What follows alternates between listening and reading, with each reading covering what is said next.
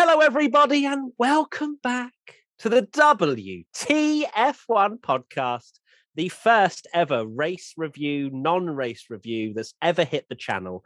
I am back. If you were watching the Quali Watch Along, you would have seen Katy taking over and pretty much just dominating the host role. So thank you, Katy, for filling in for me going on holiday. How dare I? But I'm back now, and what a time to come back. Really glad I rushed home from holiday to do an internet's best reactions and a podcast on one lap officially around Belgium. How are we feeling, guys? Good? Yeah, I'm feeling all right. It's one of those things where I was in the comfort of my own home, and it was annoying to obviously not watch a Formula One race because we had the summer break and was very excited to watch the Formula One race. And while it was hilarious to be at home and we get all the memes on Twitter and have a laugh about it, I do feel very sorry for the fans that were not in the comfort of their own homes and had to essentially pay a lot of money to be very drenched. So I am very much feeling for any guys watching that actually went to the race today. For those of you watching, listening on audio, that was Tommy, the founder of WTF1 speaking. Just thought I'd let everybody know. Katy, the WTF1 editor. You forgot. You went away on holiday and forgot. I know. I forgot the clause. Your job is safe for now, Matt. It's fine. Yeah, pretty much echoing what Tommy said. Like, if you're one of the people that was there in Spa, you're an absolute trooper. I would not want to be in that position. And yeah, just sad, really. I know Mother Nature has her own thing going on, and we obviously couldn't race yesterday, but still disappointing to have had everything sort of up in the air and no real answers or clear answers given to us by race direction and stuff like that, which means I get to have another little rant later, which I will try and keep brief. No, it's fine. We'll just do a specific segment just for Katy's rants. Yeah, exactly. We have to fill this podcast somehow. Of course, want to mention to our Team WTF1 members that are watching live on this podcast, hello to Izzy Hollingsworth, Jason Williams, Alice Holman, to name a few who are active in the comments right now. But if you want to sign up to Team WTF1 and enjoy the live podcast, exclusive events like our Silverstone track experience, which is coming up on the 15th, is that right? 15th of September? Yeah, indeed. We have a competition also to win a day at the Mercedes F1 factory where you can drive the actual Formula One simulator. Like, you can drive the Mercedes Formula One simulator. All you have to do is be a member of Team WTF1. You'll be heading around the esports facility as well there at Mercedes. And also a chance to race for us in WTF1 as Team WTF1, because I'm not good enough. So therefore we have to have people that are good to represent us. And there's lots more as well. So check the link in the description to sign up. And yeah, that's pretty much it. Right, let's get into some 3-word reviews. Yeah. It was not a race review, was it? It was certainly just... 3-word safety car laps review. Yeah, exactly. And they were Zach Houston 52 with a nice nap. Actually, it's probably more of an actual full-blown sleep if you fell asleep from the sort of pre-show all the way to the end. Rich Hardy, bit wet in it. And John.LWE, rain, go away. Yeah, I mean, obviously no 3-word reviews on any sort of action because there wasn't really any. So, Katy, I want you to do your best because we've done loads of your best rant, and also I'm seeing your 3-word race review. I feel like it needs like a London accent to that, to be honest. So I agree. Yeah. Okay, I hope I don't cause offence to anyone with this, but I'm going with sort it out, which is sort it out, in case you needed it. Thank you for the Yeah, I appreciate that for the translation. I feel like that was maybe needed. So yes, this is basically referring to the whole unorganized chaos that unfolded with the events yesterday. I mean, Formula One is an outdoor sporting event, okay? Weather is going to influence it, whether that's rain, whether that's snow or a heat wave. There are things in place to make things safer if we do get rain, like the wet weather tires and stuff. But at the end of the day, if it rains, it rains. There's nothing Formula One can do about it. They can't put a dome over the circuit to keep it away. We've just got to deal with it. But it's the things that Formula One and the FIA and the circuit organisers need to work on to prepare for situations like this, because, you know, bad weather is inevitable. I'm amazed, to be honest, that we've not had a race before this that's been pretty much rained off from the get-go. Like, obviously, before this, the shortest race in F1 history was 1991 Australian Grand Prix. But I'm amazed something like this hasn't come around sooner. F1 need to work with the circuits to make sure they're better equipped for situations like this, because we saw from fans' perspectives that were sitting on like banks to watch the race that they just became like mudslides. People that were parking in car parks had to get their cars towed out by tractors and stuff like that. Public transport is absolutely clueless and driving people around, and buses and stuff like that. I've heard lots of things and had experience of that myself at Spa a few years ago, where the bus driver, like, we were having to get Google Maps to show the bus where to go to the circuit. Like, there just needs to be more things done with the circuit. But then F1 and the FIA themselves need to desperately update their sporting regulations. The regulations state at the moment that if a race is suspended and more than 2 laps are completed, half points are awarded, which is what we saw yesterday. But I think that needs to be made clearer in that these are green flag laps and not following the leader behind the safety car like we saw yesterday. However, there's a whole section in the sporting regulations in Article 41 and 42, which explains on what to do when suspending a race, and then when getting back into the things after it's been suspended, so red flags, that kind of thing. The FIA stated that there was a 3-hour window that the race needed to be completed in at 3 p.m. yesterday, not at 3:25, which is when the formation laps began. But then they broke their own rule, which for me is a bit suspicious and a bit odd. I find that strange, under force majeure, to say that the race would have an hour left when they decided that was a good time, which just added to the complications of people from the commentary teams to the actual teams themselves, because Korean Chandok on Sky Sports was going around and he said that he spoke to 6 teams asking what was going on, and he got 6 different answers. Like, that should never be a situation in a sport like Formula One, which is the pinnacle. It should not be people running around like headless chickens, not having a clue as to what their cars are going to be doing in the next few minutes and that kind of stuff. And on top of that, I mean, we'll probably talk about it later, but with Sergio Perez, there's plenty of argument for and against whether he should have been allowed to start the race, because it's meant to be that you can, like, if you have your car brought back to the garage with an aid of like a mechanical truck or whatever, then you shouldn't be allowed to start. And there's all sorts of loopholes in the regulations, not to mention the fact that the terminology in it is massively outdated. This is something I picked up on, and I messaged Tommy about it, and I don't know if it's just me being like a millennial, if I even fall into that category, but like, everything is referred to as he, which really bugs me, because this is 2021 and there are other people aside from men that work in the paddock and stuff. The whole thing just needs a massive overhaul, and we've seen the regulations updated in the past. Like, there's now a rule, and I will wrap this rant up quickly, I just need to get it off my chest. But there's a rule now where it says that if there are 12 cars, fewer than 12 cars available for a race, Formula One have the right to cancel it. And I'm sure that's probably been brought in as a result of the 2005 US Grand Prix. But yeah, sporting regulations already are like hundreds of pages long. And because I'm a nerd and I like all this sort of stuff, like, over the summer break, I've been going through the sporting regulations bit by bit and annotating it to like learn the rules, make sure I know what's going on. And even after yesterday, like, nobody had a clue. So things need to change, make it black and white. Thank you for coming to my TED Talk, and I'll be quiet for the rest of the podcast. Bye. Right. Thanks everybody for tuning in to this podcast. Let's wrap that up there. That's it. You've had your 2 hours of content, and now that my rant was longer than the blimmin' race. Yeah, It was, yeah. It actually was. What a joke.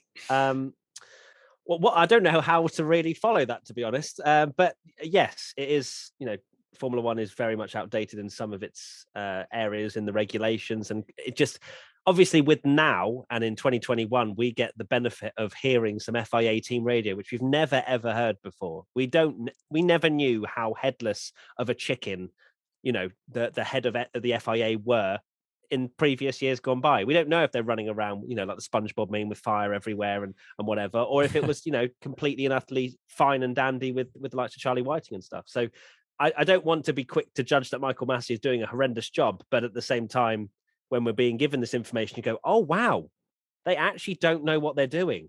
And that's that's obviously very eye-opening for Formula One fans, because at least before we had this sort of mirage that Formula One had everything under control. Now we know that they don't have a clue what they're doing. They're changing the rules. Michael Massey goes, no, Perez can't come back into the race. Oh no, he can. Okay, no worries. No, thanks for finding that in the the clauses of the regulations. So yeah, it was very frustrating as Formula One fans to watch that. I think I speak for Formula One fans when I say that, but I'm sure that a lot of people were left frustrated. It's mad, isn't it? I mean, there's a lot of Katy for FIA president in the chat right now, but after that rant, but yeah, it's how a pinnacle sport cannot know the rules. Like you say, it was all being broadcast out there in the open of the whole calamitous situation where they didn't really have a clue what was going on. I sympathize to a point, and I know that a lot of people have, because I put something up about like the fans should be refunded, which we'll go into later, and a lot of people are like, oh, what, because it rained? But it's a difficult situation, because if you think about it, F1 is 70 years old. We've had over 1,000 races, and this has never happened where a Formula One race can simply not go ahead. I don't think, apart from maybe the odd old school person, even older than me, believes that race should have gone ahead. It's not the fact that we're arguing that no, send them out in those conditions, because we saw exactly what happened when they did that in qualifying the previous day, and it was pretty chaotic, and we were all saying, it's pretty obvious this needs to be a red flag, and that was the same. It's the communication, like Katy said, and you've said, Matt, that it's just all over the place. I saw I know a few people that actually went to Spa. I was just before this podcast, I was watching Sim Dane, who's a YouTuber, and he'd gone to the race and he'd posted on Instagram story, absolutely drenched, having a bit of a rant, like Katy, but even worse because he was there and he's paid his money to go. And, he was absolutely freezing. And he said, we had no idea what was going on. We weren't getting any updates. People were going home. He didn't know whether to stay, whether you should go home because, beat the traffic if it's never going to happen. And it seemed like, if anything, they were just sort of toying with people to like make them stay in the freezing cold and the rain in the hope when it was never going to happen, because you literally saw, I'm sure there was a tweet at the very start of the race, or it was even the team radio of Charles Leclerc that said, the rain's really heavy and it's going to be worse in half an hour. So you knew it was going to be worse. But they didn't say anything. Like, it's a difficult situation, but it's almost like it would have been better if they just said, sorry, this race can't go ahead. There's absolutely no way we're getting this done. And at least the people there can maybe go home, get a refund and end up a bit drier than waiting for 4 hours. I guess the problem with that, though, is that none of the teams knew what was actually going to happen with the weather, because it was such a short amount of time they were getting given on the forecast, because it's got its own, mini climate, whatever they want to call it. So I think if they had called it off, they would have got even more backlash for not giving it a go.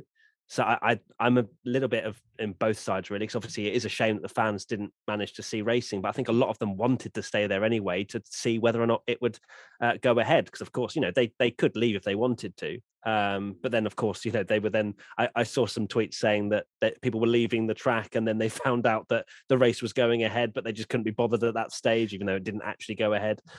So yeah, it's a complete mess, really, wasn't it? The word's been used a lot in COVID times, but it can be said again that it is unprecedented. That, like I say, it's had over 1,000 Formula One races, and it's never been. I can't believe it's never happened. I can't believe it's never happened. I thought there'd be something. You've had. I mean, I've seen people posting screenshots of like Fuji in 2007 and stuff like that. But that raced for a bit, didn't it? It did. They raced for a bit, whether they should have or not, and also, let's not forget that Spa is a very different racetrack. And I think that would have definitely played on people's minds as well, the situation that we had in the W Series, and that was dry compared to what it was yesterday. And of everything, people being quite angsty at the safety of Spa. And then you're having this absolutely horrendous weather where people on the formation lap couldn't even see the red lights in front of them, of the car in front. It was ridiculous. It was the right decision at the end of the day. Like, we could see on the cameras, it was unbelievably bad, and we're not the ones in the cockpits. As much as the cameras do it quite good justice. I think Danny Rick was saying that that he doesn't really need to explain to fans because of how high quality the cameras are, but at the same time you're not actually there with your helmet on with spray hitting you. So yeah, I can understand why it never went ahead, because the only real window maybe was at the start, and it was deemed then that it wasn't suitable. Anyway, let's move into a question. We're kind of just going like, wow, blah. I love it. We were like, it's going to be a really short podcast. I guarantee it's going to be the longest podcast we've ever done. Do you know what? I think it generally could be. Yeah, I mean, we're literally not into the first question from the fans. Anyway, at Aces Savannah, can you give me a short and clear explanation, that'll be difficult, of what the actual racing laps were before the red flag countback? My brain is mushed up and I'm just confused. There were 2 laps, wasn't it? 2 and then 1 was count. 2 red flagged. Yeah, so the formation laps didn't count at the start. The ones they did right at the very start, that was just to suss out conditions. Then they obviously realized that to finish the race, and this is we'll go into it later, but this is the thing that annoyed so many people. Lewis Hamilton was very outspoken about it, so was Sebastian Vettel and Alonso, that with the whole money talks comment, that they knew that you have to do 2 laps for a Formula One race, and the fact that they decided, okay, let's just do it behind the safety car and then we don't have to refund the fans and it counts as a race and we can give half points, whether that's the right decision or not. So yeah, they went out behind the safety car, did 2 laps, then they red flagged the race, but there's a count back. So they didn't actually do 2 laps because it goes back 1 lap. So that's why, as Katy mentioned at the start, it's the shortest race ever. It was 3 minutes and 27 seconds long, that race. It's absolutely just when you thought action, Mazepin 2021 just can't get any more insane, can it? Yeah, it is crazy. I mean, going back to sporting regulations, so from Article 42 is when they talk about resuming a race after it's been suspended. So they say each lap completed while the safety car is deployed will be counted as a race lap, which is what we saw then.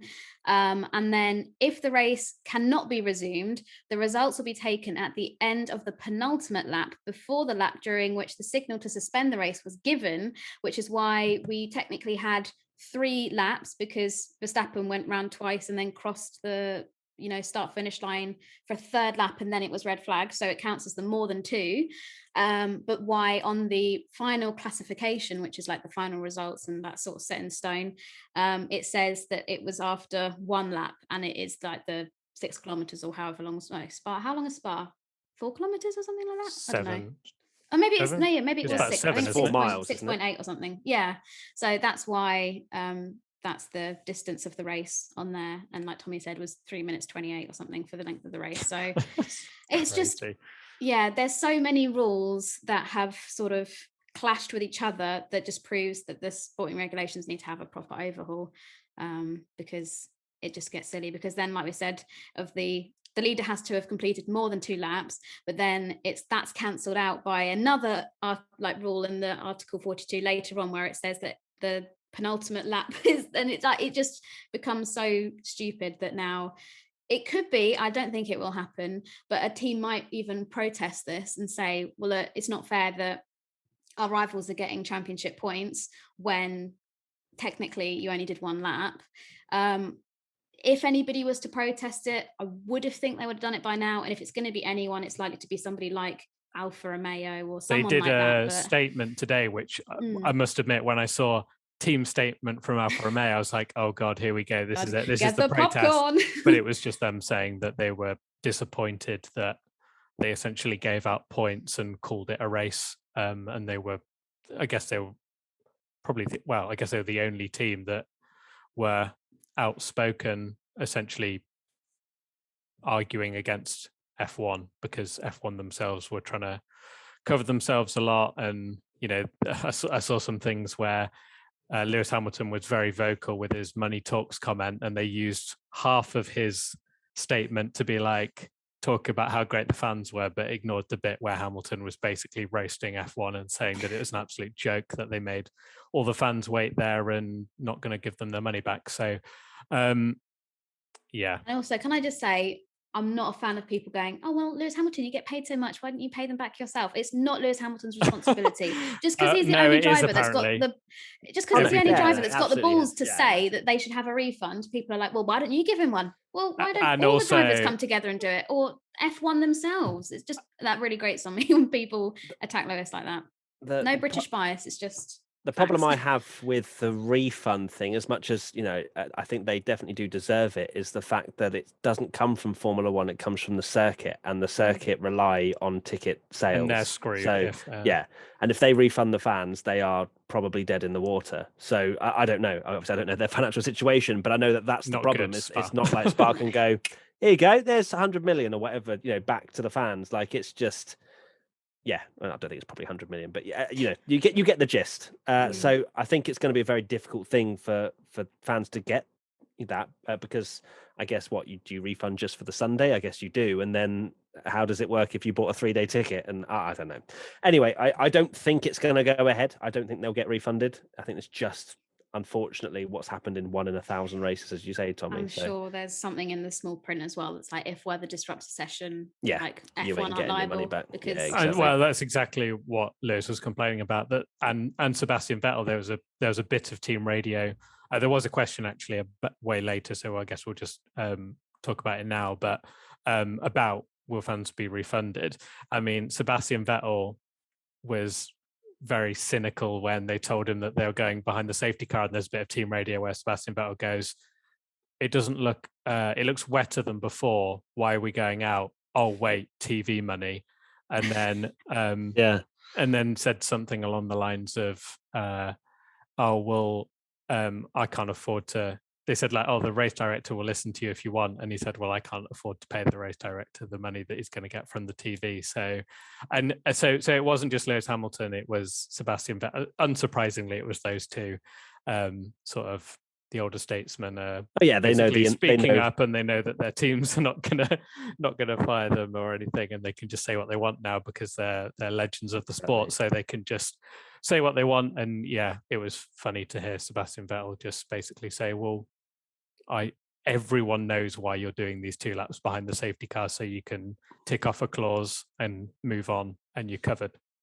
Exactly, because it would go down as a cancelled race, wouldn't it, really? And then a lot of money comes out of Formula One's pocket rather than everyone else's. So, and especially as we've just lost a race, literally they announced a new calendar, didn't they, on Saturday, saying we're going to go from 23 to 22 races. So then if that still became 21 races, but if that became 21 races, then it's just like you say, more money coming out of Formula One's pot that they need apparently. So God, this is a sassy podcast. My God, there's so much negativity. I love it. Right. Next question. Let's I don't think any of these questions are going to be positive. I love it. Just ready to just rant. I bet there's so much ranting going on in the comments as well. Next question. Team WTF1 member Lime. We're on to question 2. Well done, guys. What can we realistically do to prevent stuff like this from happening? Just put up a force field over a circuit. Bubble. I mean, as we've already mentioned, it's happened once in Formula One's history.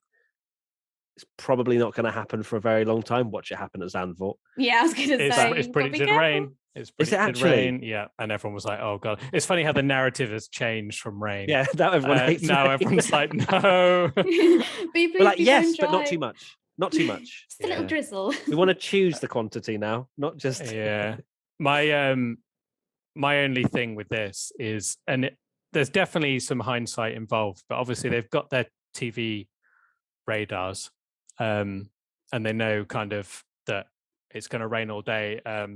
I know Max said something similar to this as well, that you're waiting around until 3 p.m. to do a race when it's raining all day. Of course, the track is going to be at its worst and waterlogged then.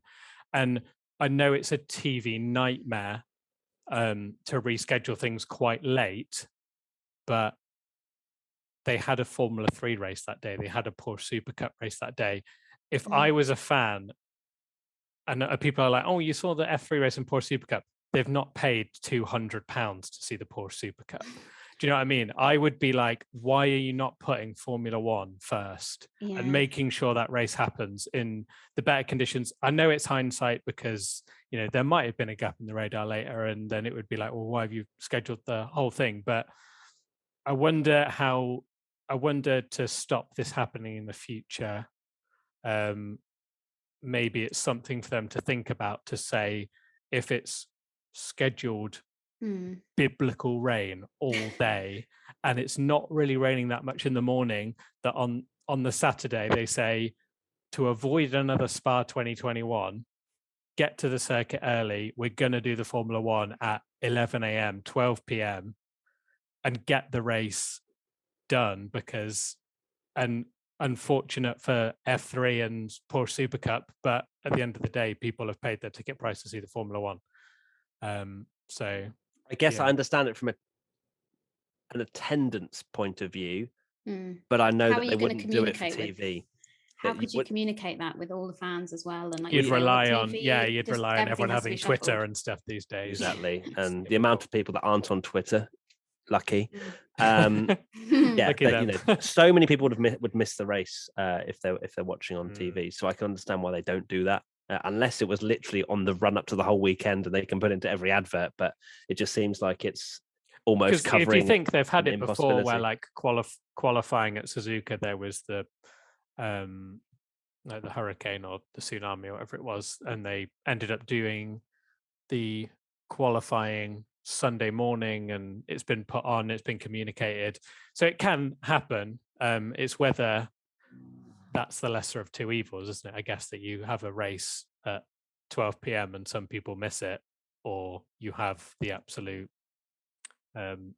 I can't say that word, chaos of what happened yesterday. Nice, good save.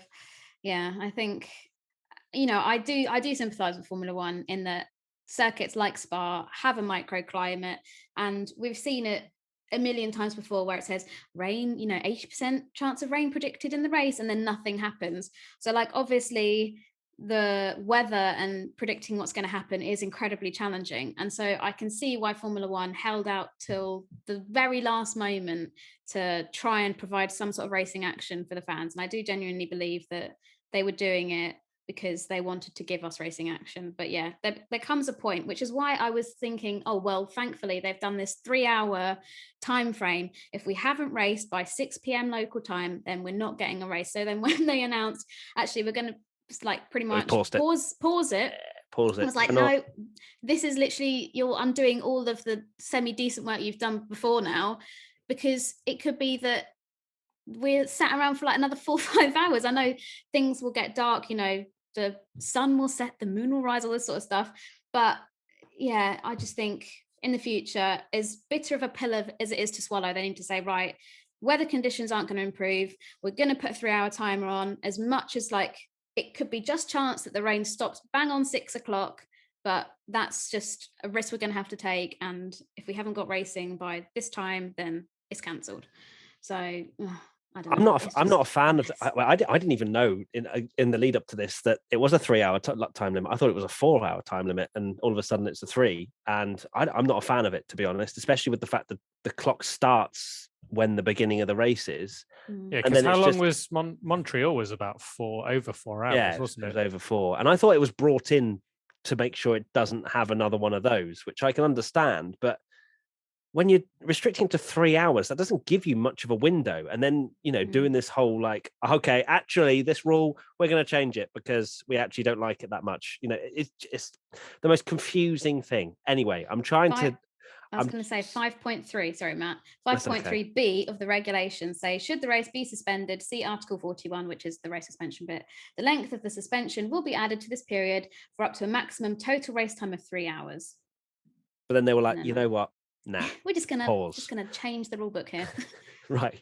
We interrupt this WTF1 podcast for a very quick chat about one of our sponsors for this episode, Relief Band. We've all experienced that horrible feeling, haven't we? Whether it's in the backseat of a car staring at your phone after one too many on a night out with friends, or even just the anxiety of a work day. Nausea can ruin a day, force us to change our plans, and in the most severe cases, make us unable to function. For those of you who can relate, let me introduce you to Relief Band.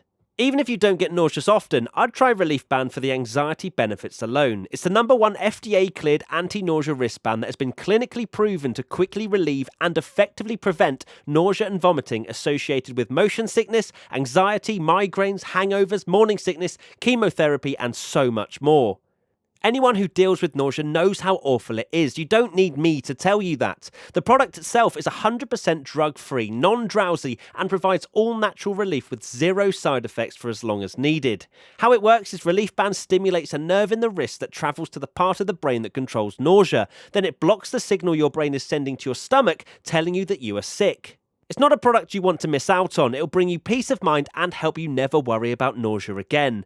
As you're getting ready to take that summer road trip, hopping on the boat, or just anxious about heading back into the office, we've got good news. Right now, Relief Band has an exclusive offer just for WTF1 listeners. If you go to reliefband.co.uk and use promo code WTF1, you'll receive 20% off plus free shipping and a no questions asked 30-day money-back guarantee. So head to reliefband.co.uk and use our promo code WTF1 for 20% off plus free shipping. Right, let's get back to the podcast. I Forgot My Name 55 comes in with, should this be the final straw in Michael Massey's position as race director? It was an absolute disgrace today in relation to the organisation and clarity of the event. Let's pop some more negative spice into the cauldron of this podcast. Seatbelt in, get strapped in for this. Let's go. I think I have to kind of refer back to my point on the fact that we're obviously blessed with this FIA team radio, but also it's a curse for them because they realised that it's not actually as rosy and as organised as we all thought. Obviously, Massey has made a lot of mistakes throughout this season, to be honest, and I felt like his final straw was a few races ago. This one, I'm not really adding much to it in terms of this isn't the worst thing he's done, just purely because this has never happened before and he was trying to make it work. And, this maybe is what happens every single year where the teams discuss and they argue regulations and things like that. I don't think Michael Massey is supposed to be this Wikipedia of rules. It has to almost be like the teams Not argue like and say, yeah, exactly. I mean, Katy and Sebastian Vettel, I've seen it in the Team WTF1 live chat, supposed to be the reckoning force for the future. We of should Formula pair One. up. So there we go. It's going to happen. It's going to happen. But I don't know. I'm not putting too much on Massey as much as the whole organisation was dreadful. I don't think we can purely blame it on him. I think it was just carnage anyway. Yeah, it was absolute chaos. And again, going back to your point, it is just, like I say, an unprecedented situation. So there's been many things, like you say, that Massey's done wrong, but I can't really say that I didn't really get the pure hatred, because if anything, the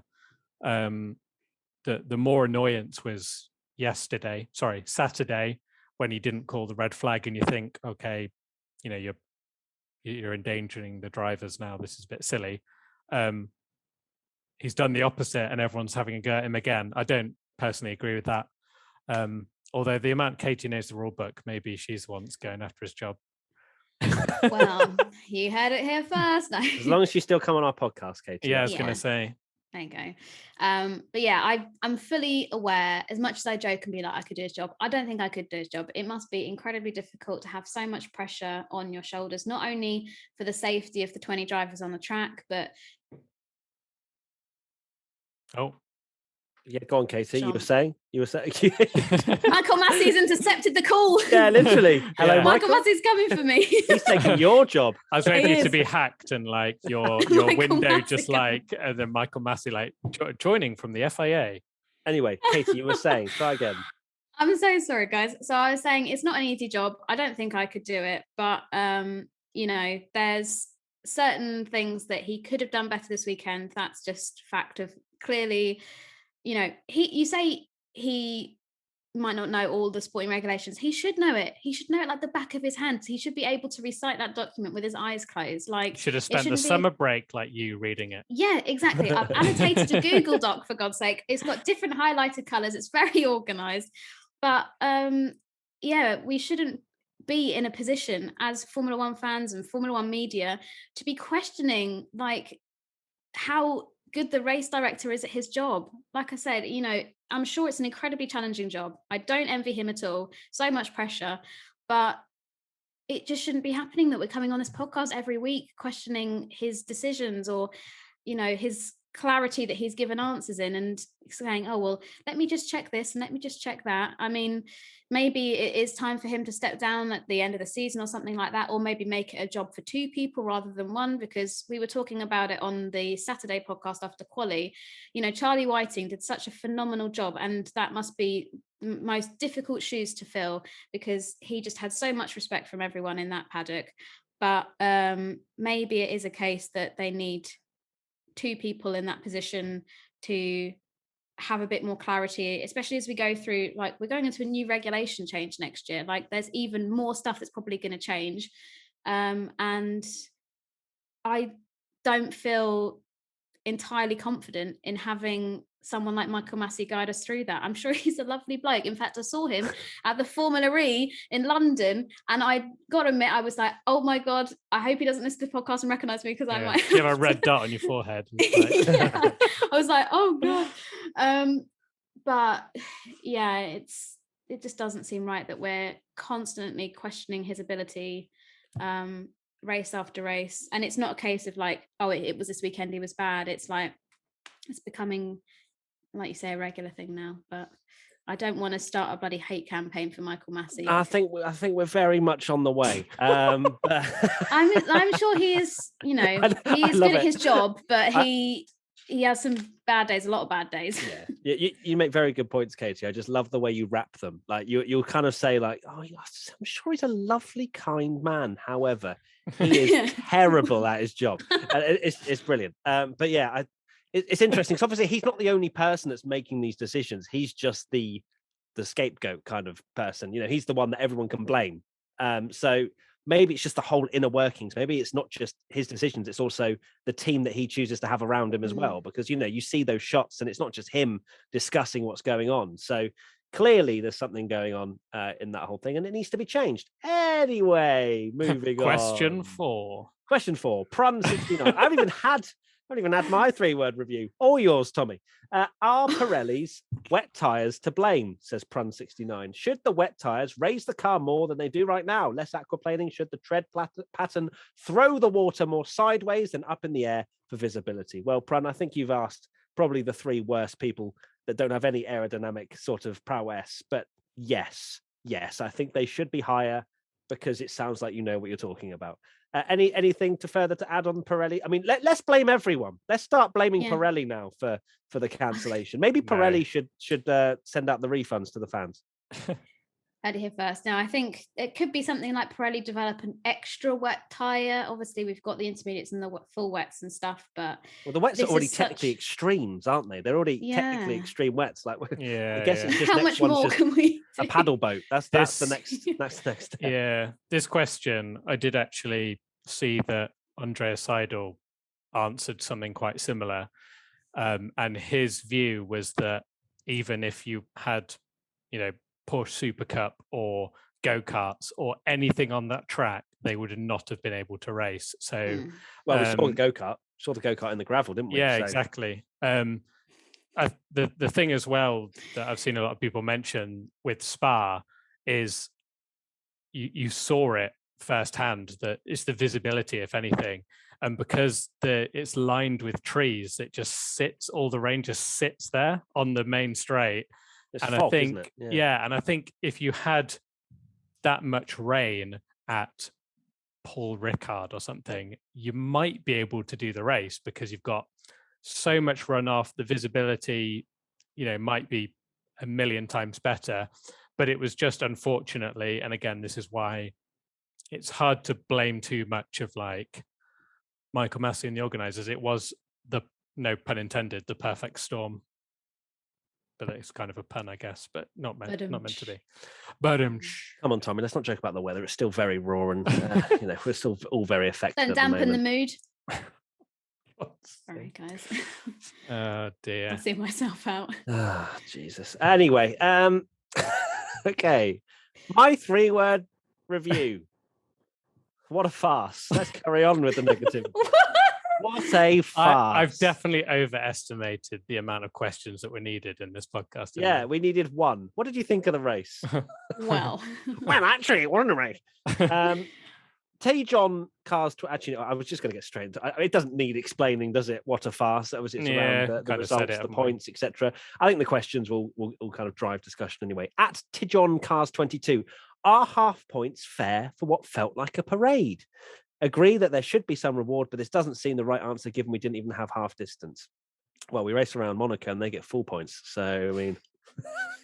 I did see a few people saying that. I think it was Dan who used to work for us. He put something like, "Oh, people complaining that points were handed out for qualifying. I've never seen the Monaco Grand Prix." Clearly, I like it.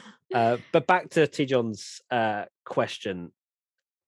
Obviously the rules were the rules, and that's what happened. And even though it was almost a mess up with how many actual racing laps we had, those were the points given out. And no, it doesn't sit right, to be honest, because, well, we don't ever usually get this situation. But there needs to be a clause, I think, in there. I think Katy said it right at the beginning about having green racing laps. Like, I don't even know if 2's enough. I don't know. I just feel like they need to have raced a certain amount of time, whatever they decide. Some people have said 25%. Some people have said half race distance, whatever. But 2 laps behind a safety car and then saying, there you go, George Russell, you can have 9 points, mate. Lovely. Yeah, have a podium and have a trophy as well. Obviously, the argument on the other side is that qualifying needed to be rewarded somehow. But I guess for me, qualifying is to determine the grid. It's not the race. If in the future points are given out for qualifying, fine. We've seen that in Formula 2, but it isn't at the moment, and therefore I don't know, especially 12.5 points for Max. And yeah, I don't know, it's a weird one really, but I feel like it does need to be revisited because that situation might not ever happen again in our lifetimes, but it might. And therefore we need a clause in there to say there needs to be some racing, just any racing. And but then also another clause so that F1 don't have to give anyone's money back. I'm sure there'll be one of those in there if there isn't already. So yeah, it didn't feel right for a lot of points to be handed out. The podium felt like I'd missed the race and I tuned in late and I didn't know what had happened. And George Russell was P2 and Mazepin had a fastest lap of a 3:18. I'd love to know the people that, because at this point it was like 6 p.m. We'd been waiting a very long time. There would have at least one person out there tuning in to Sky Sports to watch the highlights that had missed the race previously. I turned on and then seen, because I remember seeing it, they kind of came up together. It was like Mazepin DHL fastest lap award with a 3:18 or whatever, and then the next scene was like George Russell on the podium, and you must have been like, what on earth have I just missed? I mean, it's an intense thing when you say F1 2021 season can't get any more crazy, and then it's like, wait a minute, hold my Mazepin fastest lap. Like, it just seems so completely like the last thing anyone would have predicted this season. But yeah, I've got to agree. Don't get me wrong, as delighted as I am for George Russell and Williams, and that's more just because I'm happy for a team that has gone through so much struggle over the last few years to be rewarded with a podium. I mean, they haven't had a podium since 2017, which Lance Stroll gave them, but it warms my heart to see someone different on the podium. I'm sure had the result been Hambot Ver, people would not be quite as gleeful and as happy with the result. But you can't give out points for just following the leader. Like, yes, it would have been the most George Russell luck ever because, finally it starts on the front row, race doesn't happen, doesn't even get a chance to fight for any positions or any points. But it doesn't sit right with me that we conveniently did just the right amount of laps for it to be qualified as a race and to give out points and stuff like that. Maybe they could have awarded points like we see for the F1 sprint with, is it first place getting 3, second place getting 2? And but then it's the same thing of making the rules up as you go along. It's like, you can have some of these points, and then another team will argue, well, that's not fair, and all this kind of stuff, and it just ends up going around in circles. That was quite a big argument, actually, that I saw a lot of people say that Max Verstappen did a sprint race at Silverstone, however many laps it was, 18, 20, whatever, 25% distance. Gets 3 points. Gets 3 points. And then that he did 2 laps behind this. Well, technically a 1-lap race behind the safety car. It was Tomo. And got 9.5 points. I'm one of those people that I don't have like a really strong opinion on this, like a lot of people do. Is that because Max won? Is that because Max won, huh? Oh, you sound like your Twitter replies of when I saw everyone was like, "Oh, you're only saying you don't want points because Lewis won." And I was thinking, like, can you imagine the absolute, again, can't use the word, chaos of F1 Twitter if Hamilton had won that race and got 9.5 points? Everyone would be like, "Why is that a rule? Oh my 12 god, and a half. Sorry, 12 and a half. Sorry, yeah. Was that 9.5? Sorry, George got 9 points in it. Yeah, he got 9. Yeah, yeah. For me, it is. I get why people like. I think Alonso put it quite funny that he said, "I'm the first idiot because I'm 11th, and I have to drive around. I have no way of fighting for a point, and everyone else is getting like." I think he said it's like Christmas come early to everyone in front of him. I get it, but. So in that sense, I'm like, yeah, it's kind of silly, but also I think I'd feel exactly the same if they just said 0 points. And I'd be almost just as annoyed that, yes, partly because Max had qualified on pole and would have got points and made a dent in the title. George Russell wouldn't have got anything. But then there is like the thought in the back of my brain that's like, there's absolutely no way you deserve 12.5 points for that. But it's almost like at the same time, it's the only, it's not like qualifying was cancelled and the race and they've gone off FP1 times. Like it is a kind of logical thing of will you go as fast as possible, and realistically that weekend Max was the fastest, George was second fastest, Lewis was third fastest. I know there wasn't a race. So yeah, it's one of those things, again, unprecedented, and they've just made everything up as they go along.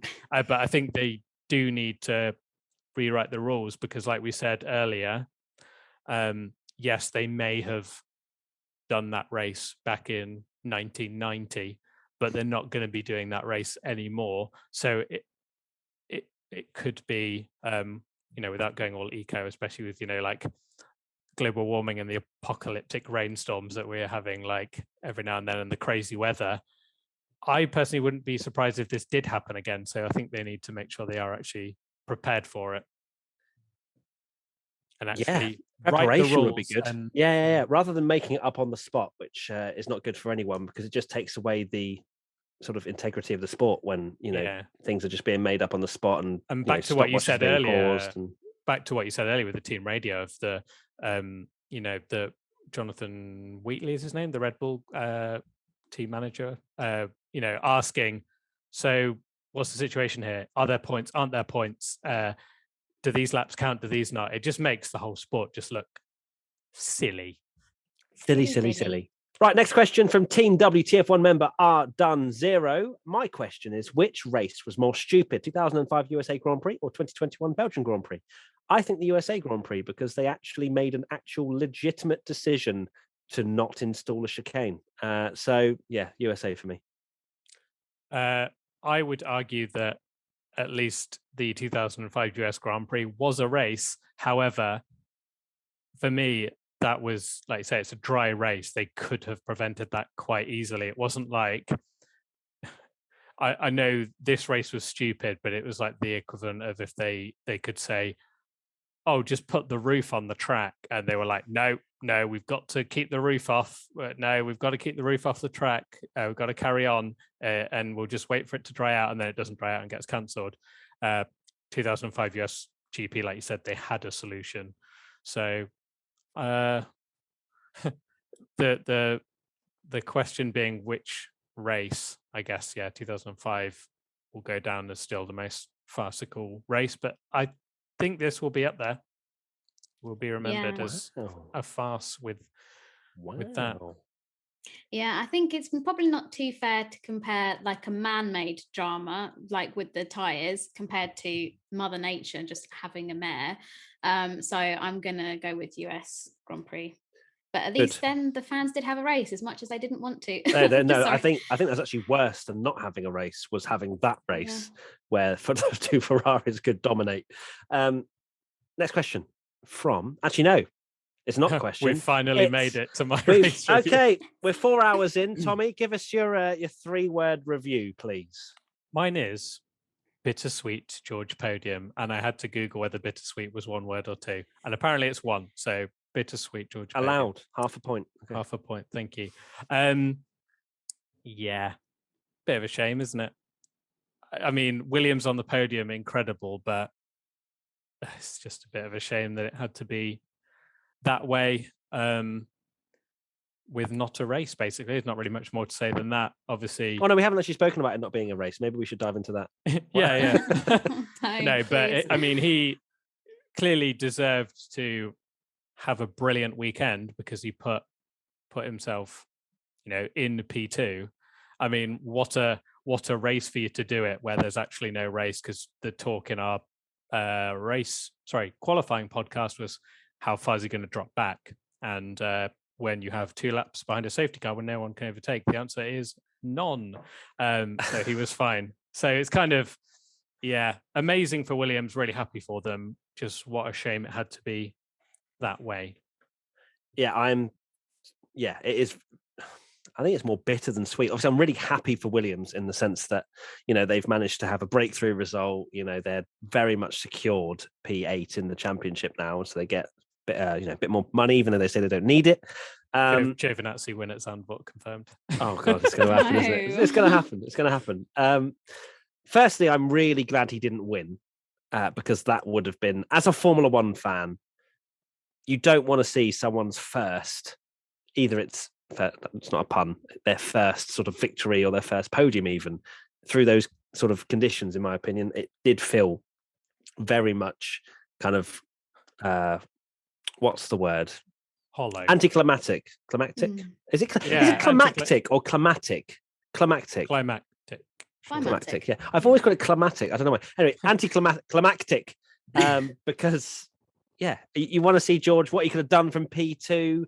Could he have got Max, down the Kemmel Straight, a little bit of slipstream, George takes behind the safety whatever. car. Any of that. Yeah, exactly. I mean, to be fair, even though they were behind the safety car, they still had to drive round. And clearly, not everyone could do that. I could just see like him going off or something. Yeah, you texted me, didn't you? And you were like, I guarantee crashes into Max and Lewis wins. And to be fair, Max was getting very close to the safety car at times. I was wincing a little bit. It has happened before as well. Like that has happened. People crashing by the safety car in those conditions. It happened at Fuji when Vettel was running an amazing position, and that's what haunted me a bit. Thinking, oh God, please don't happen again. Indeed.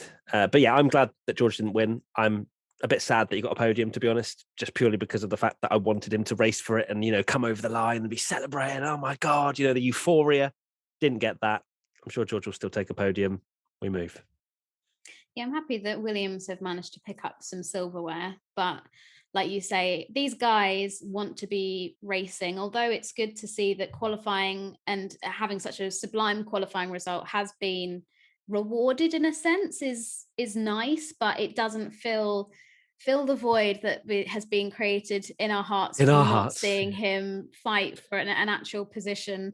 And these drivers will be exactly the same, of like they will have wanted to go racing. That's the whole reason they wanted to be an F1 driver, is the thrill and the excitement of battling on track and fighting for those positions, and the sort of relief when you can cross the line and say, do you know what, I raced my best today and I got, I finished 7th in a Williams and I got loads of points or whatever. I want to challenge that though, Katy, quickly, because I feel like George's interviews during the red flag period was very much we're doing 2 laps and we're getting out of here. Like every time he was they were like, oh, you're going to go racing. He's like, yeah, well, let's go out there, do a couple of laps behind the safety car and, see what's happening. I feel like he absolutely was going bank. He was on the weakest link. He was saying P2, bank. The way he celebrated as well. The way he celebrated as well. He was. There was no remorse. There was no remorse of. Obviously, everyone said, sorry to the fans. It did remind me a bit of Thiago Montero at USA 2005, where he's got his first podium and he's like giving it large and all the fans are booing and they've had the worst day ever. And you're like, yeah. It's a bit of a shame. George did say on Channel 4 that the car was the 17th fastest on track. So he probably would have dropped back and out of the points, which is why he's happy to get his podium. But like you say, I'm glad that Lando didn't get pole position, which out of context sounds a bad thing to say, but and same with George. Wow, Lando hater. Wow, I know. He's such a hater. But it would have been. He would have won. He could have won that race. It was just mad to think. Yeah. Anticlimactic first win for either Russell or George. Russell or George. Russell or George. Yeah. Or Lando or Norris, to be honest. Lost our minds. Oh dear. But I'm sure Williams will be happy with the extra points and extra money that brings, and a trophy finally in the cabinet in the reception of the team in a long time place. Okay, next question. Double points they got as well. This podcast is sending me Dilali, guys. I know, to be I've fair, used all my energy with my Massey rant and I've just gone flat now. Yeah, you peaked too early. That was right at the beginning, wasn't it? Next question from Team WTF1 member Lucy Levs. I don't know why there's a little dash there. But 2 names. Lucy Levs. Is this a hollow podium for George? Yes, it is. Is it better he was second and not had his first? Okay, I literally didn't read that until. Yes, we've already answered. Next question. Shark Heart 40. Should Bottas and Stroll penalties be carried over to the following race instead of being applied in a non-race? God, if I said that, I'd be called the biggest Valtteri Bottas hater in the land. Also, since points were essentially awarded for qualifying, should Perez be classified? It doesn't really matter if Perez is classified or not, just purely. I assume, do they mean for quali? Well, should he be classified? Just in general. In general, you don't get points for being classified. So yeah, exactly. It doesn't really matter on that one. But no, I don't think it should carry over because we had a Grand Prix weekend, and that would be so harsh if just like I would. People get points for the 2-lap race, 1-lap race we had, and also you carry on or carry over your penalty to next weekend. I'd argue, because I saw a few people saying this, I'd argue it's even worse because it doesn't give that he had that penalty in that race because he never got the chance to make up the 5 places. So if anything, it's a bigger punishment than what it probably would, because you think, 5-place penalty at Spa. I think it's made the penalty even harsher rather than it being even softer, because essentially, it depends, because obviously everyone got half points. So I guess the deficit that he would have had to, I guess, the front 2 in terms of points lost. Yeah, but maybe the way I see it is that he's essentially it's meant he started 13th and I guess because of Perez finished 12th, but it meant he wasn't allowed to have a chance, like him or Stroll weren't allowed to have the chance to make up those 5 places back. So I think it's, for me, it's perfectly fine that they did it that race and it's been taken on that race. That's just the rules. Let's not forget that it was wet, so it's probably a good idea and a good thing for Bottas that he wasn't racing in the wet, because we've seen some interesting performances from Valtteri in the wet, haven't we, in recent times? So yeah, maybe it was a saving grace for Valtteri because he was not looking very comfortable in qualifying, and neither was Perez that we saw in quali and driving. The thing about Perez being classified, I saw people mentioning about him being back in the race. Like, it doesn't matter. He finished 19th in a race where he wasn't allowed to do anything. I'm sure Red Bull, it's not like they got points, and it's really being classified doesn't matter. Like, you might as well be a DNF. It doesn't matter. It is unfortunate with Checo, bidding it on the way to the grid, but these things can happen. It's not just Sergio that's done that. We've seen Russell have a pit lane crash last year in Turkey. Alonso, Imola this year, crashed on his way to the grid. Verstappen, Hungary 2020. So, I mean, he's in fairly good company, but still very disappointing for him having signed a new contract and all eyes on him to not even make it to the grid. You can't really sugarcoat that. Like he said, he made a mistake, and that's going to be bitterly disappointing because he literally threw away points just because. Why does everyone have a mare when they sign a new contract. I know. I was thinking that. I was going to have a look. Yeah. Perez will win a I've race in a thought of couple of races. Then, if that's he'll have a Yeah. bit of a slump and then he'll win something. But Yeah. I ruffled a few feathers, didn't I, with a little tweet about it being I can't remember what the word I used about basically what is it, unforgivable, or whatever I said about not being able to make it to the grid. Of course, it wasn't as wet when they were going to the grid as when it was sort of midway through the waiting for the race. And I still think it's a big mistake, and it's a big mistake for Max last year. And of course, he got away with it because the way he crashed, he was able to drive to the grid and get things repaired. Binning it on, it doesn't matter who it is, binning it on the way to the grid is still his fault. It's still his fault. He is unlucky that the place he did it essentially has no runoff. And like you say, he did exactly the same thing as Max, but when Max did it, he had the luxury of a big runoff area, whereas Perez is going straight into a wall at close range. So don't get me wrong, he was unlucky where he lost it, but at the same time, he's still getting an F in ABC. He's because he made a mistake. He's just taking too many risks, in my opinion. But because of course, if 10 people had binned it on the way to the grid, fair enough. But no one else did. So I don't know. But yeah, can't wait for that hate. Moving on, ABCDEF1. Shall we play the jingle? A sad version. Could someone send a sad version? Now it's time for ABCDEF1. Remember, you can vote too on ABCDEF1. Visit WTF1.com after the race and you can vote too. I'm sure there were a lot of people diving in to vote for this week because lots of racing action happened. Lewis Hamilton. We'll just say that this is always, obviously based off the weekend in general and kind of apart from Perez. Apart from Perez. Okay, so Hamilton got third on the grid, did a great solid race, kept third throughout the entirety of it, and that's a solid B. It's an average, well, not average, but just decent, but not amazing B. B. Okay, cool. Hey, Katy, happy with that? Yeah, happy with a B. Yeah, lovely. And the fans gave Hamilton a B as well.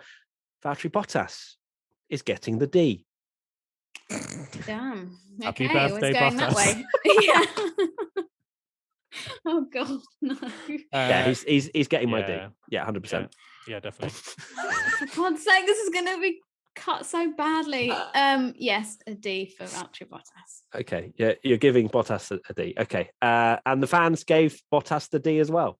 So that's good. Max Verstappen. Couldn't do much more. Lights to flag victory. Yeah, he was weaving all over the back of the safety car. Probably would have got him if there was a couple more laps. Well, to be fair, a couple more laps was 100% more than what we had before. So A star for Max Verstappen. What can't really. Yeah, amazing quality. Did okay, cool, lovely. And the fan, are you happy with that, Katy? Yeah, you were nodding. Yeah. Lovely. Just for the audio listeners, we don't want to look like we're kind of just doing a me and Tommy show, and you're kind of nodding. Yeah, you kicked me out the chat. Audio listeners, Katy nodded. A star, and the fans gave Verstappen an A star as well. Perez. Easy F. Yeah. Same as. I'm glad you said it. That's the thing there. Everyone's like, everyone has their own agenda with these things, but if you crash and make a big mistake like that, like many other things, it's apparently I have an agenda against Perez when I was probably one of his biggest fans coming into the season, saying I think he's going to take it to Max, and obviously it's been disappointing to see him not be able to do that because I think a lot of people did expect that, but it still doesn't mean we can't have opinions on him crashing on the way to the grid. So I mean, I was going to give him like an E, but if you want to go full F, Tommy, then it's definitely an F. I think any other driver. Cool. Everyone hear that? Tommy voted Perez an F. I'm going to go with an E. Katy, Mexicans, come after me. I'm going to go for an E for Perez. Although he did bin it, and had we not had that long delay, and even if we did race after all the drama and he managed to make up positions, he still shouldn't have done it. And like I say, it happens to the best of them, and people know that how much I like Checo and stuff as a driver. And on his day, he's bloody brilliant. But yesterday wasn't his day, and he made a mistake, and he cost the team important points when they're fighting for a championship. Not good. So he's getting an E. I think I said an E. You did say an E. Yeah. Live chat. Sardi Fish says F is a bit harsh. It was raining. It's on the way to the grid. Yeah. Like people don't like the harsh grades, do they? I feel like it's like Charles Leclerc at Monaco all over again. Where it's like, F, you can't give him enough for crashing and missing the race. Literally crashing. And this was not even in the race. Anyway, moving on. The fans gave Perez a D. So there you go. Lando Norris. I can't believe what the fans have voted in. We'll get back to that shortly. I think that's a C. I was going to say a D. Despite his amazing pace, this is where I get cancelled again. Because I watched it back and the conditions were absolutely horrendous. He was unfortunate that he was the first one, but at the end of the day, he did make a mistake. Which cost him ultimately. Which cost him, it could have even cost him a Grand Prix win. Yes, it was absolutely treacherous, which is why he's not getting the usual Tommy F, which is why I'm, bumping it up a bit. But yeah, I'm okay. No, yeah, D. No, yeah, D. I've been changed. Well done, Tommy. Good reasonings. Katy? And I can see the chat saying if Checo gets an F, then so does Lando. A push qualifying lap for me is slightly different in the rain to like the slowing down grid lap. So it's very different. It is very different. Yeah, you're going quite slow if you're Perez doing your Renaissance lap or whatever they call it. So I'm going to go with a low D for Norris, which is a great shame because he's looked speedy all weekend, obviously quickest in Q1, which is amazing, quickest in Q2, but ultimately made a little slip up, which cost him big. Obviously, thankfully, he's fine after the monster crash that he had on the Saturday. And I am of the opinion that had it not been Norris, it probably would have been someone else. But it was Norris. He made the mistake and lost himself, if not a potential race win, probably a guaranteed podium because he was quick enough to have been second or third in that qualifying session. So, yeah, disappointing. I love how this is going to be the most decisive and like argumentative ABCDF1 ever when it was a 2-lap race behind the safety car. And Lando got voted an A by the fans. I think Martin Brundle was one of those because he was basically lauding Lando for going for it in qualifying. Yeah, I heard that.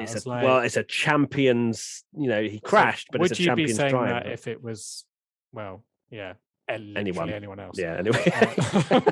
So true. Yeah, it was a very weird comment. I didn't really. I get that he was just going for it. Like, don't get me wrong. Like, it was a mistake. Season. He's been unbelievable, and I really he was on it that weekend. Like, he genuinely could have. Well, we saw what happened. Like, he could have won that race, which is insane to think, but did make a mistake, and that's why he said, "Sorry, guys," when he crashed because it was ultimately his fault. Yeah, he overcorrected it from what it looked like on the onboard. It wasn't. Sadie Fish. Martin is scared of the Lando fans. So am I. He is. So is everyone. Lando's scared of the Lando fans. And so, Lando got an A. Danny Rick, P4. Finished P4. Take it. It's an A. Yeah, I'll go with an A.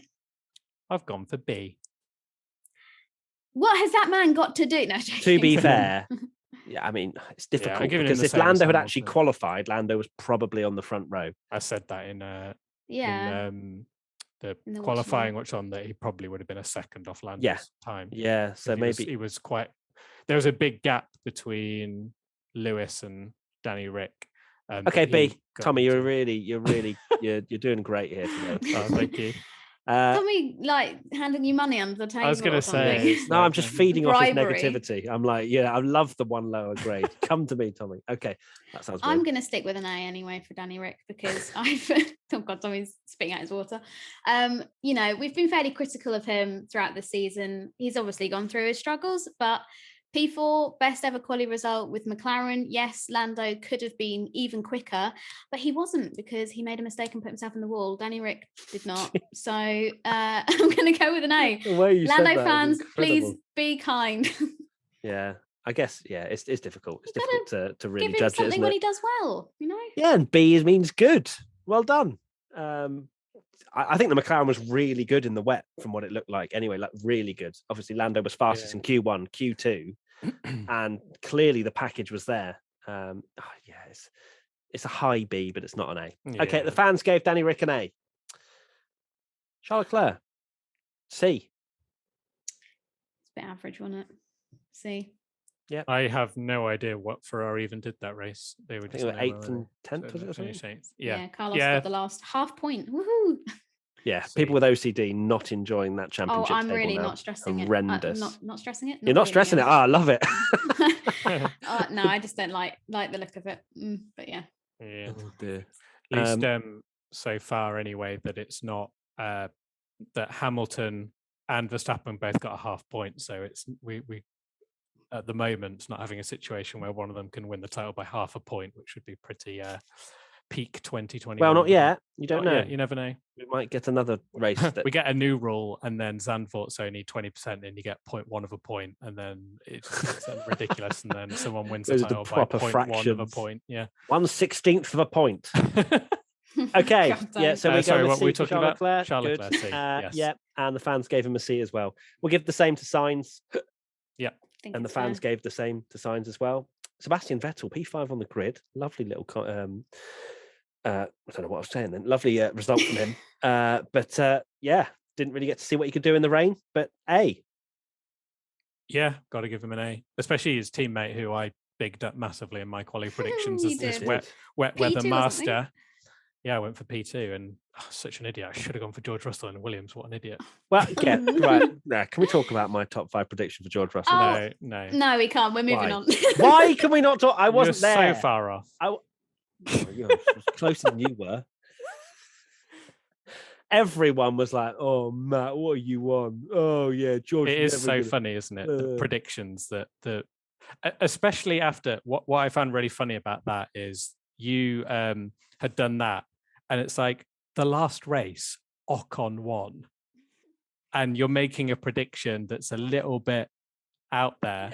Even little. Well, it's quite big out there, but even like Lando and P2 and stuff, I was like, oh, what's Matt smoking all this? And it's like things can happen in Formula One. We literally saw it in the last race. Like it's just a prediction. It would be really boring if every race we went Verstappen, Hamilton, Bottas, Perez, Lando.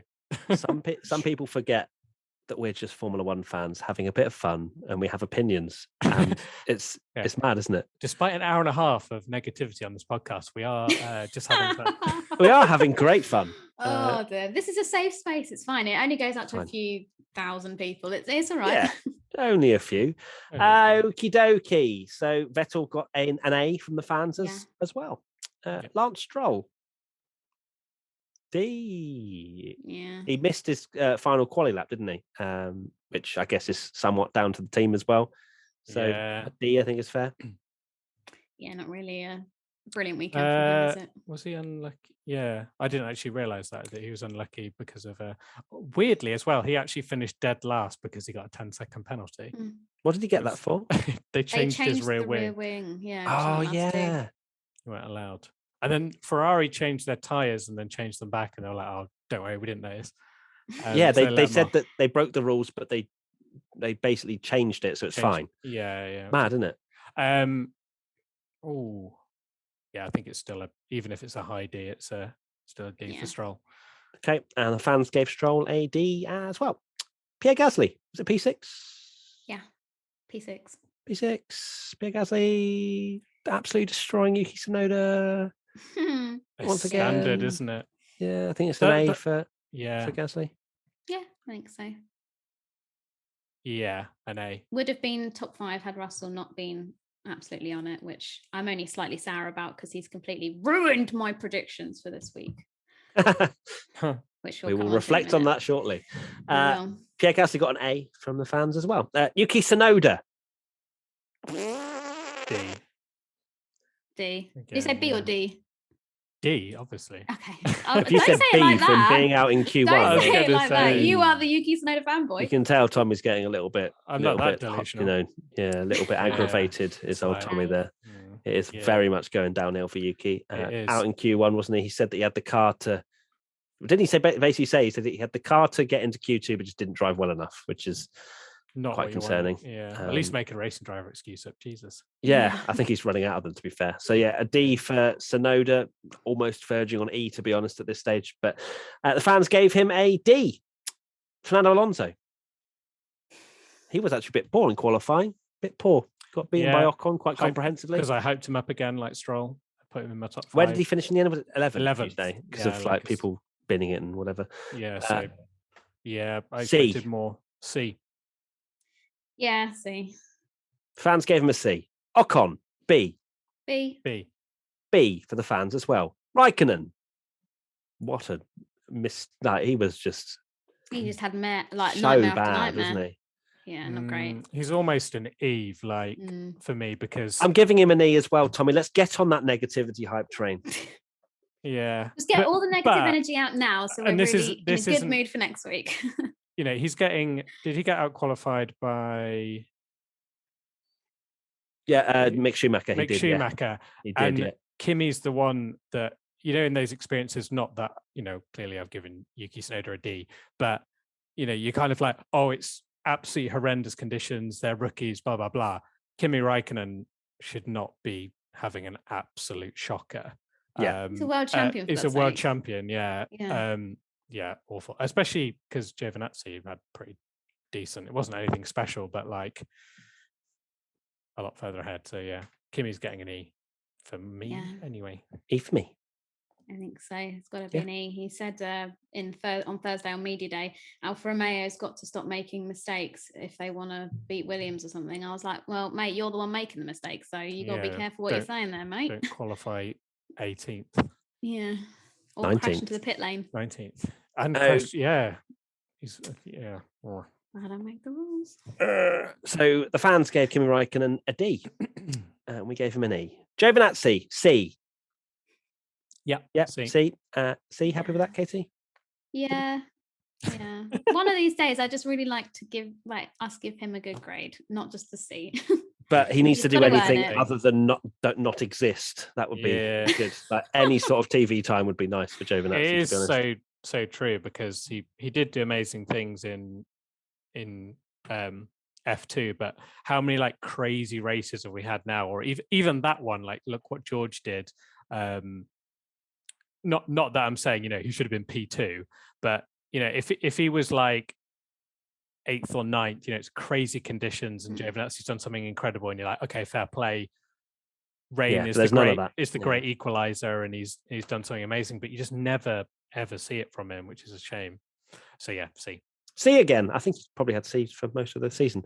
Giovinazzi, someone said in the chat. Well done, Lucy. Nice. Okay, George Russell, A star. Moving on. Yeah, A star. And the fans gave him an A star as well. Tommy's drinking through it. It's so obvious that it's going to be a B from you. A. No. Yeah. Oh, A. A star. Yeah. A star for Russell. Nicholas Latifi. He managed to score a point, didn't he? He did. He qualified 12th. How did he qualify 12th? Finished 9th, didn't he? Yeah, because he got 2 penalties and then Perez. It's crazy, isn't it? But 12th is still a decent result for a Williams, so it's not an A, but it's B. I'd give him a B. High B. I know we don't do high Bs, but I love the whole series. We don't do it, but just so you know, everybody, just that's so what you I know. would have high given B. him. Don't cancel me because It's a high B. Okie dokie, and Latifi got an A from the fans. Mazepin, it's got to be an A for fastest lap, to be honest. it's funny that I 3 minutes. deliberately went, let me have a look at it now, what his result was, because I was thinking this is definitely going to be a trolling thing. 23% of the fans voted C, 22 voted an F, and 21% voted A star. That's incredible. So yeah, he was equally as close to an F and an A star. Yeah, but it's a C. So it averaged out at a C. Yeah, so let's give him a C for me. Yeah, and well, to be fair, he was last, so we can't. Yeah, I mean, but then he gets fastest laps, so he gets a C. And the Mick Schumacher outqualified Kimi. Do you give him a B for being in an F2 car? He probably, like, the two Hasses probably were going to be doing 3-minute 18s anyway without the safety car out there. So I think Mazepin was actually on a full push lap. Yeah. Same as B for Mick, and also a B because that amazing Jordan tribute was amazing. So and his helmet was absolutely, and his helmet as well. Yeah. Happy with that, Katy? Happy with that, yeah. Okay, good. The fans gave Schumacher a C. Very sad. Yeah. Shocking. Right, let's go to the predictions for the Belgian Grand Prix. My two. 1 second. Let me just... Ocon does make Q3. No, I saw that change in the Google Doc. 1 second. And Vettel outqualifies Stroll. There you go. 2 points. You forget that you say these at the end of the last podcast, so we have it on record. Okay, so I said Ocon doesn't make Q3, and he did, and Stroll definitely did not outqualify Vettel. So it's not Vettel hate; it's just a running theme in this podcast. That I just say that and try and get any sort of points. Tommy. I said Verstappen DNF because I absolutely hate Max Verstappen, as we all know. Sarcasm. Yeah, I mean, technically... here we go. Yeah. Oh, he didn't actually start. That's a DNS fan. Yeah, true. But then he did still start. There was a lap. Finish. Well, yeah, he did finish the race that wasn't a race. I'm just trying here. Good try. Yeah, okay. So, yeah, nothing and Norris podium. Nothing. Katy. I had both Alpines. I know, this is so unfair. Oh, you are so close in both of them. I know, and I'm furious. Oh, no. So, both Alpines top 10 in the race. Fernando Alonso finished P11, so I missed out by that by 1 place. And I said Gasly top 5 in quali, and he was P6. Can I get half a point, like sympathy point? Oh, okay, never mind. I just realized that, like, we always used to joke about us giving half points for nothing, and then now Formula One have taken it on board themselves and doing it in races. They clearly watch the podcast. Yeah. Okay, the fans. R. Shepherd 1433, Pierre Gasly top 5 finish in both quali and the race.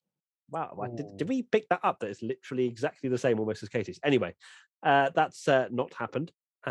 MXRKEN _, 3 different teams on the podium. That's correct. It is correct. Well done. Definitely didn't think one of them would be Williams. Yeah. No. And then Harry Stocker 26, both McLaren's top 5. Unfortunately not. Right, my predictions for the Dutch Grand Prix. Here we are. Mine are Dutch fans cause interruption to a session due to flares. I just feel like they're going to literally cause a smoke bomb. Yeah, FP1. Session, 2 minutes flag. into FP1. Yeah, there'll be a red flag. Max comes out the pits, orange, all over the track. I just feel like there's going to be something like that. And Perez podium, because I'm not a hater. Well, that's going to make my one sound like I am a hater. Good. Thanks. Yeah. Right. I've gone for more Hamilton and Verstappen controversy. So I'm not saying that is so vague. It's a vague, but I'm not like committing to a crash or anything. But if they're like blocking each other in the pits or something, or Verstappen does a big poo in the toilet and Hamilton goes in. Is that they go for a high five again and they do fist bump. Yeah, that's controversy. And Norris top 3 in qualifying. Oh, Norris lover. Oh, Katy. I love him. I'm just getting back on side of the Norris. I'm looking at your first one, Katy. I'm absolutely disgusted. But carry on. Why? Why? I may as well just say they're going to. To be fair, our running joke in the podcast is, you may as well put down in your predictions that they're going to race. That wouldn't have actually happened. Yeah, I know. Go on, Katy. You're 2. Mine is Verstappen pole, because I'm taking what I can. I think I deserve that after being so close with my predictions. Verstappen breathes. Yeah. And then Perez finishes outside the top 10. Oof. So finishes outside the top 10. So he actually finishes the race outside the top 10. So he's not beaching it on the way to the grid this time.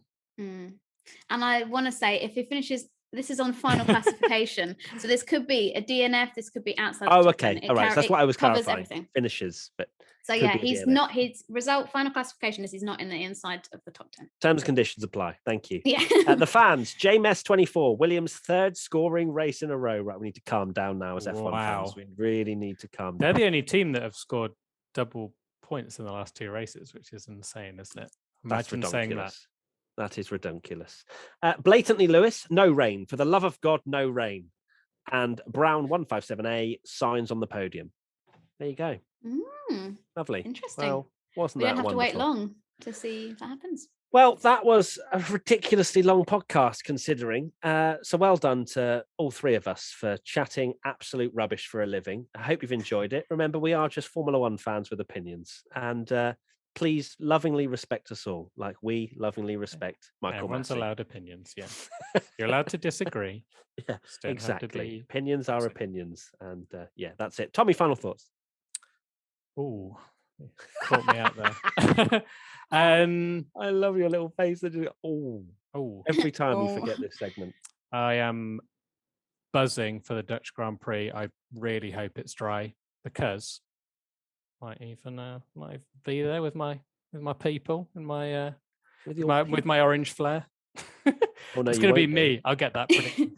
No, I won't be. But I won't be in the crowd, but I might be there. So exciting times. You might be there. No, we are going to be. We are going to be there. Oh, are you still not deciding whether or not you're going to go? I mean, geez. Yeah, just gonna.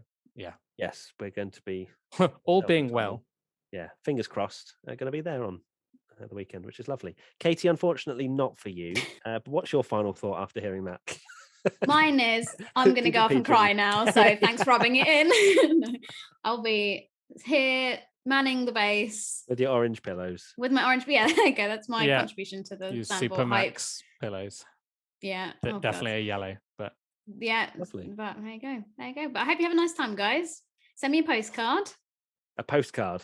Yeah, or get me a t-shirt or something. It is a beach, isn't it? Yeah, it's near a beach. So. There you go. Is it? We can do sunbathing in the rain. No, that'd be lovely. Okay, Don't cool. make me more jealous than I already am. Yeah, my final thought is, oh my God, I'm going to hear an F1 car again, maybe. Fingers crossed. I don't want to say anything because there's so many things that can change. And also because we're only going for the race, so if it's another Spa, we won't because we don't get to see qualifying. Rip. Anyway, thank you so much, everybody, for watching and listening. Make sure to use the hashtag WTF1 Podcast if you want to get involved in the discussions. And also check out Team WTF1, of course, the things that we've mentioned, the Silverstone track experience, competition to win a day at the Mercedes F1 factory where you can drive the Formula One simulator, the actual Formula One simulator at Mercedes. If you're quick, you might, they've said that, yeah, exactly. Still up for grabs. So technically, if you put an absolute worldie of a lap in, sorry, George, but, Yeah, you're good on a sim, so get me in there. Perfect.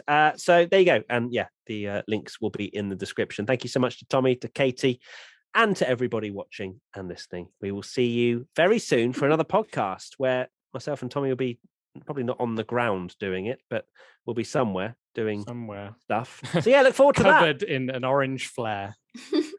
Bye!